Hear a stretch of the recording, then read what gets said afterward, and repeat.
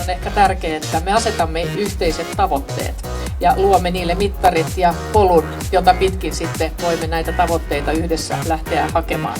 Mutta toinen mielenkiintoinen esimerkki löytyy Hollannista, jossa sähköautojen määrä on saatu nopeaan nousuun nimenomaan työsuhdeautoedon verotusta muuttamalla. Ja tällaisella lähtökohdalla mekin voisimme lähteä. Toivon, että tehdään jatkossakin tiivistä yhteistyötä liikenne- ja viestintäministeriön ja teidän välillä kehittääksemme yhteisiä tavoitteita. Kiitos.